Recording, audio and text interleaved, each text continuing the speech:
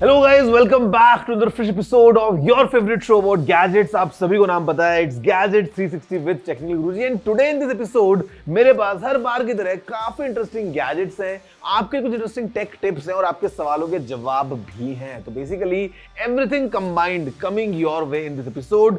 My name is Gaurav aka Technical Guruji. You are watching gadget 360 with technical Guruji. तो जल्दी से आगे बढ़ते हैं, चलिए शुरू करते हैं।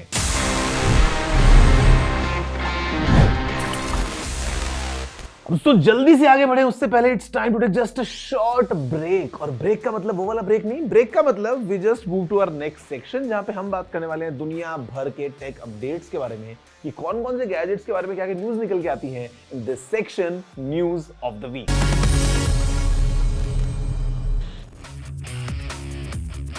OnePlus ने लॉन्च किया OnePlus 12, the flagship, and the OnePlus 12R, the budget flagship. This phone runs on a Snapdragon 8 Gen 2 chipset और इसके हायर वेरिएंट में 16 GB of RAM है and 256 GB of storage. एक gorgeous 6.78 inch AMOLED Pro XDR display with LTPO 4.0 on the front and एक triple camera setup back में. OnePlus ने Buds 3 भी launch किए, which is now their top earbud in their budget folio. इसमें dual dynamic drivers मिलते हैं, adaptive noise cancellation मिलता है, टच वॉल्यूम कंट्रोल मिलता है and it supports LHDC 5.0, thus making it hi-res audio wireless certified. Plus, while the case is not too big and not too different from normal, it promises up to 44 hours of playback time. Asus का एक नया ZenBook 14 OLED आ चुका है, जिसको taut किया जा रहा है as new Zen with AI. Intel's Core Ultra series chips power this design with up to 32 gigs of RAM and 1 terabyte of NVMe SSD storage. इसमें एक जो significant upgrade आया है वो स्क्रीन डिपार्टमेंट में आया है, courtesy an Asus Lumina OLED display, and it is said to be optimized for AI workflows, courtesy the onboard NPU integrated in the main chipset. AMD's RX 7600 XT brings 16 GB of graphic memory for comfortable 1080p gaming, एक budget price bracket में. AMD ने claim किया है एक rounded up 10% increase in game performance over the regular 7600.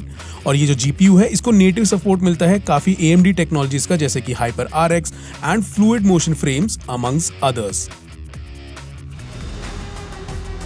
Tekken 8 is here. Kazuya's hunger for global domination continues. Jin's personal demons keep being his issues. Paul है, King है, Nina है, June and Raven return. So total 32 fighters. और ये fighters customize किए जा सकते हैं. Updated graphics and a whole new game mechanic जिसको heat system बोला जा रहा है. These are to be looked out for. So guys, the big story of the week is all about these new phones in my hands. जी हाँ, मैं बात कर रहा हूँ Samsung की लेटेस्ट Galaxy S24 सीरीज के बारे में. हमारे पास में 3 नए फोन्स हैं. We have got the Samsung Galaxy S24, Galaxy S24 Plus and this, the big one and my personal favorite, Samsung Galaxy S24 Ultra. और ये जो फोन्स हैं, they are a revolution in terms of how we use smartphones, because मैं बोलूंगा these are really a smartest version of a smartphone. और यहाँ पे it's all about AI. ये है दुनिया के पहले AI फोन्स, और सैमसंग की जो गैलेक्सी AI इन फोन्स में काम में ली गई है वो इन फोन्स को बहुत ज्यादा स्मार्ट बना देती है. तो basically before moving ahead, just let's have a closer look of how all these phones are, और फिर मैं आपको बताने वाला हूं कि आखिर गैलेक्सी AI एक्सपीरियंस को कैसे एनहांस करने वाली है. 3 phones make the Galaxy S24 series: a Galaxy S24, a Galaxy S24 Plus, and a Galaxy S24 Ultra. Ultra flagship है of course, comes with flagship build and flagship specs जो उसको top of the Android pile बनाते हैं. This doesn't mean the S24 Plus and the S24 are lagging behind. This just means कि S24 Ultra उतना ज़्यादा juiced up है. The Ultra will get Snapdragon chips and the S24 and the S24 Plus उनको Exynos chipsets मिलेंगे India में. All 3 are based on 4 nanometer processes with benchmark results not being too afar. And while the 2 big phones get 12 gigabytes of RAM, छोटे वाले को 8 GB RAM मिली है. You choose the S24 for small size, you choose the Ultra for the S Pen and the camera bump. The camera array has got hardware bumps across the table. While 10x वाला zoom dropped है Ultra में से, there is a better optimized 3x and 5x setup. Honestly, software is the focus. Circle to search, live translate, interpreter, image processing with generative AI capabilities, all of these sound like good integrations to have. And with pricing being premium, the S24 series looks to be a good ecosystem to be in if premium Android is your cup of software. Now guys, speaking of Galaxy AI, यहाँ पे Samsung has mainly worked into 3 different areas. मतलब 3 वो चीजें mainly जो हम phone के साथ में करते हैं. And the idea is to enhance the way we connect, the way we create and the way we play. अब जहां तक बात है कनेक्ट करने की, मोबाइल फोन है तो ऑफ कोर्स हम कॉल करने वाले हैं, मैसेज भेजने वाले हैं, एंड यहाँ पे Samsung is using the power of AI to make the experience even more delightful.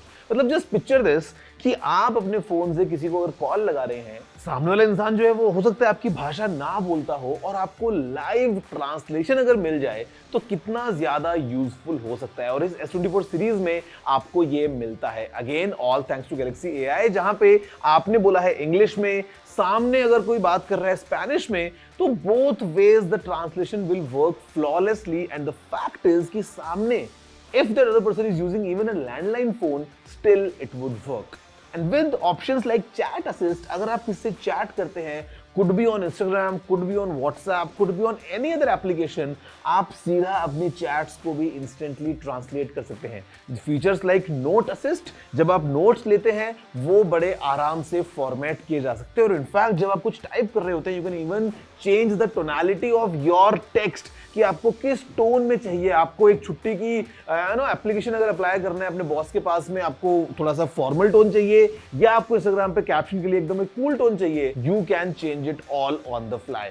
अगर हम बात करते हैं क्रिएशन की, in terms of photo editing, Galaxy AI is taking things to a complete next level with the power of generative AI, जहां पे you can reframe your photos, you can delete some unwanted objects, you can in fact pick up your subject and position it wherever you want in the photo, और ये सारा काम बड़े आराम से आप कर सकते हैं. In fact for playing the phones are real powerful, because हमारे पास में जो वेपर चेंबर उसका साइज बढ़ गया है, तो आपको और बेटर परफॉर्मेंस मिलने वाली है फॉर गेमिंग एंड स्टफ. तो basically I would say the entire S24 lineup, including the S24 Ultra, the plus and the base variant, they are really picking up on the power of AI and trying to deliver something which is very smart in today's age. Because see, I would say hardware तो phones में बहुत अच्छा हो गया है, but now it's all about the software and how exactly the software is able to enhance our experiences.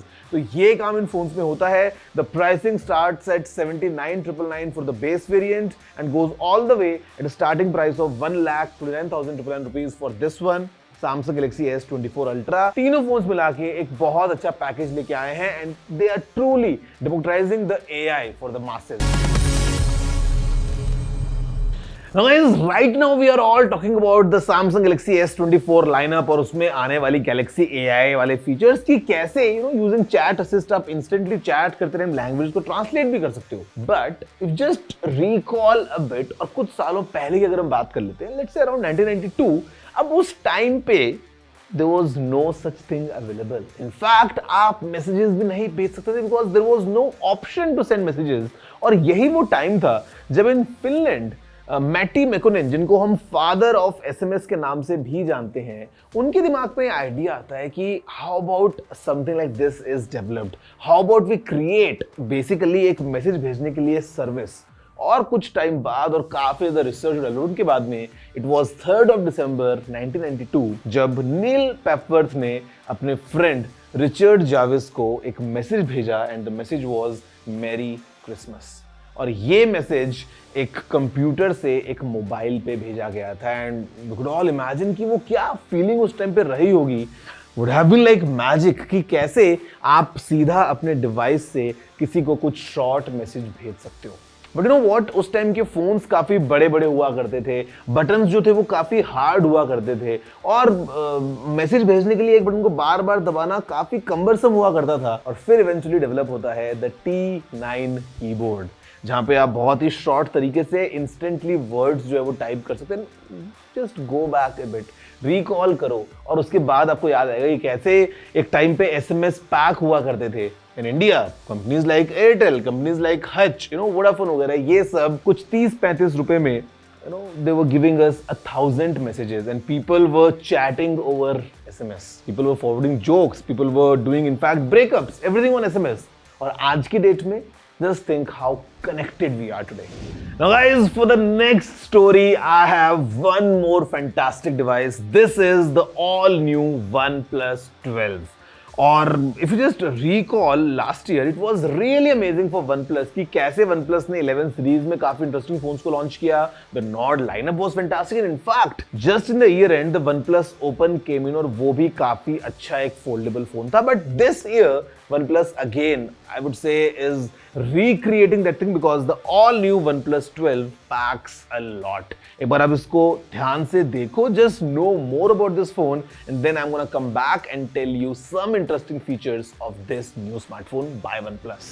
Highlights for the OnePlus 12 include a 120Hz Pro XDR display जिसका resolution 2K है with an independent X7 visual processor जो help करता है games को deliver करने के लिए at that 120Hz speed via an adaptive frame booster technology. So ये है जो upfront से attention को catch करता है and पीछे OnePlus and Hasselblad का association continues. ये अब अपने 4th generation में है. OnePlus ने device को as per usual flagship specs भी दिए हैं. Running on a Snapdragon 8 Gen 3, OnePlus 12 also has 16 GB of LPDDR5X RAM and a purposefully designed dual cryo velocity system जो heat को push out करता है. इन सब को अगर ऐड करें तो OnePlus has tried to make a gaming phone look sleek and undertoned. The push for 50 watts of wireless AirVook charging also makes the case for everyday desk usage even more compelling.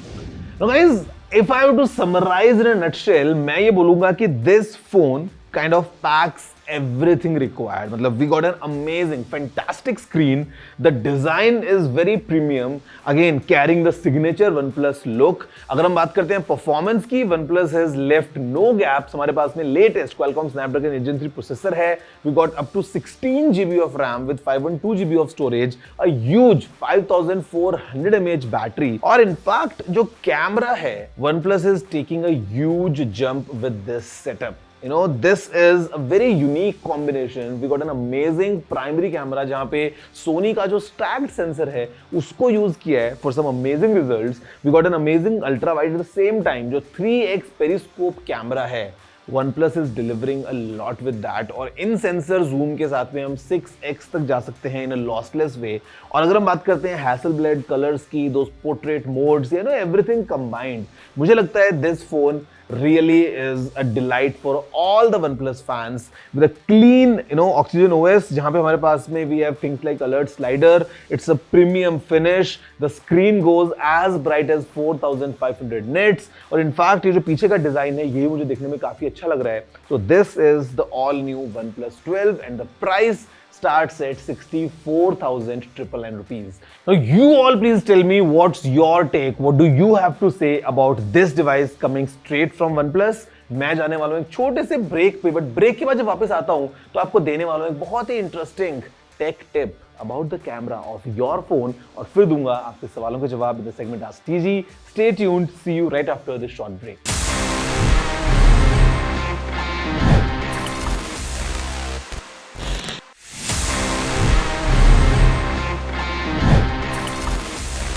Hello guys, welcome back after the break to your favorite show Gadget 360 with Technical Guruji. और break से पहले हमने देखे कुछ amazing gadgets, things like the S24 lineup, the all new OnePlus 12. But you know what? आज जब हम बात करते हैं स्मार्टफोन्स की, फिर चाहे वो आईफोन हो या Android, camera is a major highlight. हम सभी को चाहिए होता है फोन्स में एक अच्छा camera. But the problem sometime comes कि जब आपको उस कैमरा को यूज करना होता है, there is nobody nearby. आप क्लिक कैसे करेंगे फोटोज? अब आप सेल्फीज लेंगे तो it's just only to an arm's length. अब आप फोन को कहीं दूर रखेंगे तो फिर टाइमर लगाएंगे, फिर दौड़ के अपने फ्रेम में आएंगे. You know what, you can clearly simplify your issue just by using a pair of earphones. आप अपने earphones को यूज करके फोटोज को क्लिक कर सकते हैं बड़े आराम से. Now, if you have a wired pair of earphones, बहुत इजी हो जाता है, कोई टेंशन नहीं है. जस्ट प्लग योर ईयरफोन्स और बटन दबाइए और फोटो खिंच जाएगा. Because you know volume buttons जो हैं वो एज अ ट्रिगर काम करते हैं. बट इनफैक्ट अगर आपके पास में वायरलेस ईयरफोन्स भी हैं, then again don't worry at all. आप अपने फोन को उनके साथ में कनेक्ट कर लीजिए. फोन आपने कहीं दूर रखा है and by just pressing the button on these earphones you can trigger the camera. और अगर आपको चाहिए थोड़ा सा time to give a nice pose, you can use the timer feature. So basically, using your earphones, you can utilize them as a remote shutter for your smartphone, फिर चाहे वो Android हो या एक iPhone हो, and you can all enhance your experience of photography. So guys, as we move towards the end of the episode, it's time for my personal favorite section, and you know, it is all about Ask TG, जहाँ पे मैं देने वाला हूँ जो सवाल आपने पूछे उन सभी के जवाब. Let's see what we have this week.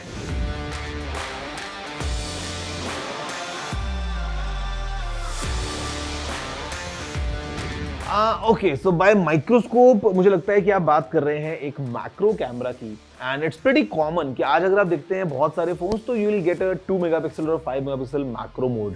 In fact अगर किसी फोन में the ultra wide camera supports autofocus, it simply means that you can also capture the macro photos using that ultra wide camera.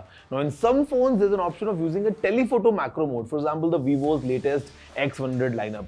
But आप एक और काम कर सकते हैं, and the idea is to attach a small clip-on lens, और अगर आप उस लेंस को यूज करते हैं तो you can utilize the potential of your phones main camera, और आप मेन कैमरा को यूज करते हुए बहुत ही क्लोज डिस्टेंसेस पे फोटोज क्लिक कर सकते हैं और बहुत ही इंटरेस्टिंग मैक्रो शॉट्स को एंजॉय कर सकते हैं.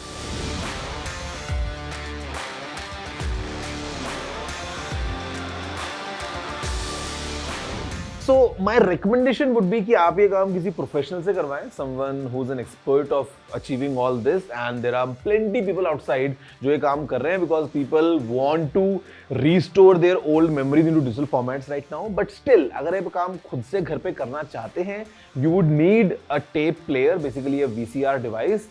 साथ में आपको चाहिए होगा एक device for the video capturing, और वो जब आप कनेक्ट करेंगे अपने पीसी या मैक के साथ में तो you can basically pull out all the information in digital format और आप उसको डिजिटली स्टोर कर सकते हैं.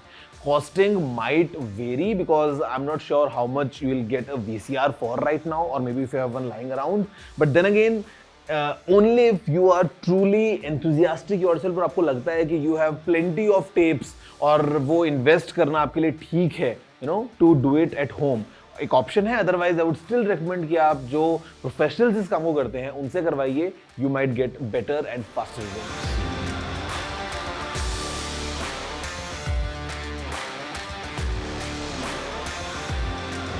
iPhone 12 mini in 2024, I would say if you can avoid, that would be really good, because the thing is, however the phone is good, मतलब उसमें कुछ doubt नहीं है, but then again it's too old and iPhone 12 mini didn't have a great battery life as well. तो अगर आपको एक mini phone चाहिए तो 13 mini was a far better device. और उसके अलावा if you can go you know with a standard sized phone तो फिर आप iPhone 12 या iPhone 13 में से कुछ भी ले सकते हैं. But then 12 mini I would say is too old for right now. That's 2024. I was thinking of upgrading from my old MacBook system to a newer system, and I was thinking to get a MacBook Air or an iPad Pro for daily tasks. My question is, what would you suggest? Should I get a newer MacBook Air or I should get an iPad Pro? You know, iPad Pro is a fantastic device, but then again, there's something that you can do with a laptop जो कई बार iPad पे achieve करना इतना practical नहीं होता है. So again, depends on your workflow. For basic stuff, for everyday computing tasks, iPad is amazingly powerful, super capable of achieving everything. But then again, if you want the form factor of a laptop, जहाँ पे आपको पता है you want multiple ports, आपको एक proper Mac OS चाहिए use करने के लिए, तो फिर तो एक MacBook Air ही आपका solution है. Otherwise, iPad for most tasks is an amazing device. So guys, that's all for this week's episode of your favorite show, Gadget 360 with Technical Guruji. I hope कि आप सभी को मजा आया होगा seeing all these new smartphones, and जो मैंने tip दिया है about taking pictures, और शायद आप अपनी अगले फ्रेंड्स ग्रुप के साथ में जब बैठे होंगे तो वही ईयरफोन से फोटो क्लिक करेंगे और सबको ऐसा वाव वाला फील करवा पाएंगे. जैसे मैं आपसे मिलता हूं in the next week's episode with even more fun with all different gadgets around us. See you next time. Have a good day.